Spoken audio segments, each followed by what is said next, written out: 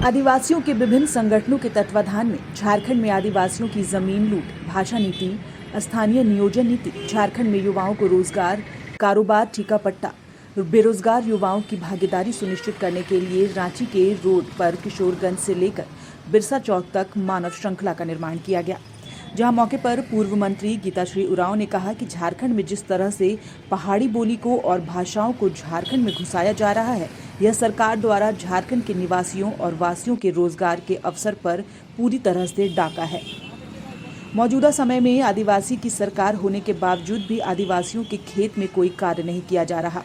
सत्ता में आने से पहले हेमंत सरकार ने 1932 का खतियान और नियोजन नीति लाने का वादा किया था, लेकिन 2 साल के कार्यकाल पूरा होने के बाद भी अब तक नियोजन नीति निर्धारित नहीं की गई है, जो कि बेहद ही दुखद है। यहाँ पर पहाड़ी बोलियों और भाषाओं को जिस तरह से क्षेत्रीय भाषा के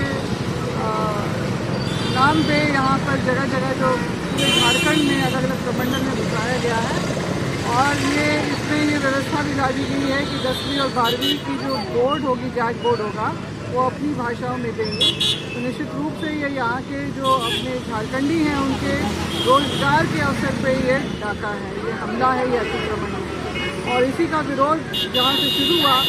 और साथ ही साथ हम लोग चाहते हैं कि नौ झारखंडी भाषा या तो जो सिर्फ झारखंड की ही भाषाओं हैं, जैसे कुछ हमारे अपने आदिम जनजाति की भी भाषाएं लुप्त प्राय हैं, उनके लिए जगह बनाई जाए, उनका हक बनता है झारखंड की धरती पर। और इसके साथ साथ स्थानीय नीति जो खतियान आधारित जो लागू होनी चाहिए, बिहार में भी खतियान आधारित ही स्थानीय नीति लागू है, और हम लोग भी यहाँ पर चाहते हैं कि खतियान आधारित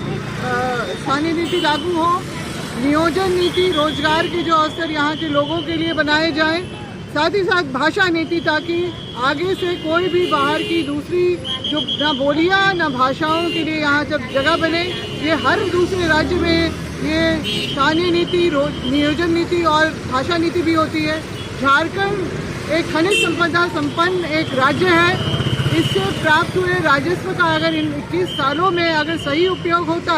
और रॉयल्टी सही तरीके से सरकारी खजाने में जाता, तो फिर झारखंड जो है आत्मनिर्भर राज्य बनता और यहाँ के लोगों को उनकी भागीदारी और हिस्सेदारी भी मिलती। अगर जितनी भी कंपनियाँ बाहर से आती हैं वो मुनाफा कमाती हैं, जबकि रॉयल्टी की डिफॉल्टर भी होती है, और यहाँ के लोगों को स्थापित किया जाता है और उनके लिए तो कोई भी ऐसी व्यवस्था नहीं दी जाती है। मगर हम लोग देख रहे हैं कि लगातार झारखंड में बाहरी प्रवासियों के लिए सारे व्यवस्थाएं और प्रावधान लाए जा रहे हैं, और साथ ही साथ तमाम विरोध के बाद भी और जो झारखंडियों के लिए गड्ढा खोदा जा रहा है। तो ये हमारे साथ अब अन्याय है, इसलिए जो झारखंड के हर कोने से इसके विरोध के स्वर उठ रहे हैं, और फिर लोग अपने हक अधिकार जो हमारे पूर्वजों ने, हमारे अगुवाओं ने इतने लंबे संघर्ष के बाद में जो हमें झारखंड जो हमारे हाथ में दिया था धरोहर स्वरूप, उसका बिल्कुल ही सब यहाँ विनाश हम लोग देख रहे हैं। उसका उद्देश्य की पूर्ति नहीं हो रही है।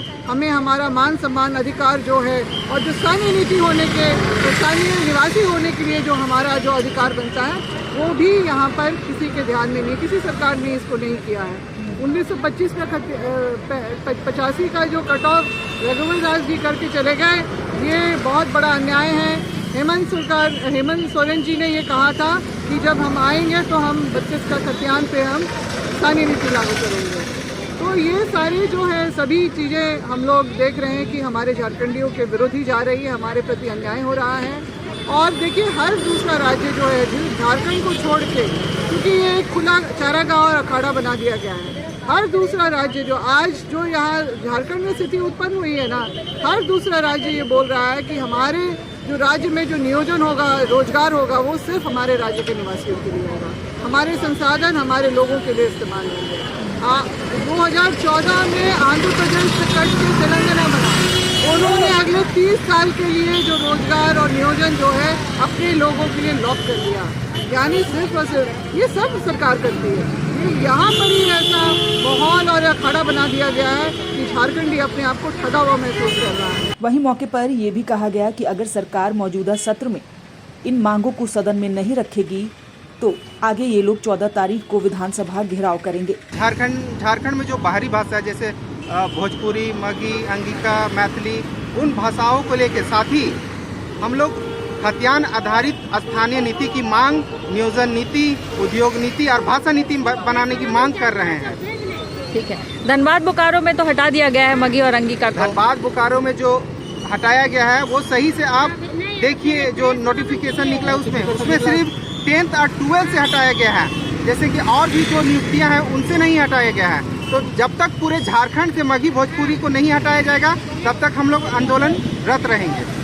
विधानसभा का सत्र शुरू हो गया है और झारखंडी जो मांग कर रहे हैं, यहाँ की सरकार जो बाहरी भाषाओं को जो दर्जा दे रही है, जिनको कि अपने प्रदेश में भी दर्जा नहीं है, वैसे भाषाओं को, बोलियों को यहाँ दर्जा दे रही है, तो उसी के विरोध में हम लोग यहाँ पर मानव श्रृंखला निकाले हैं। दूसरी हमारी मांग है कि जब बिहार में खतियान आधारित स्थानीय नीति है तो झारखंड में क्यों नहीं? यहाँ खतियान आधारित स्थानीय नीति अभी तक झारखंड बने हुए 21 वर्ष हो गए, मगर अभी स्थानीय नीति लागू नहीं किया गया है, स्थानीय नीति बनाया नहीं गया है। और पिछली सरकार की जो 1985 की जो कट ऑफ है उसे हम लोग स्वीकार नहीं करते हैं, उसे हम लोग बिल्कुल नकारते हैं। और आप देख रहे होंगे कि ये सरकार भले ही आदिवासियों की सरकार कही जाती है, मगर देख लीजिए, आप अपना वीडियो दिखा लीजिए कि जितना भी यहाँ पुलिस प्रशासन खड़े हैं हमें रोक कर कि यहाँ पर आदिवासियों को ये उलगुलान भी नहीं करने दिया जा रहा, अपनी मांग को भी मांगने नहीं दिया जा रहा है, रास्ते पर पूरा फोर्स लगा दिया जा रहा है, हमारी तख्तियों को नहीं आगे दिखाया जा रहा है, मतलब कि यहाँ से बाहरियों का कब्जा हो गया है। तो हम लोग बताना चाहेंगे कि ये ज़्यादा दिन तक नहीं चलेगा। न्यूज़ विंग के लिए रांची से संध्या की रिपोर्ट।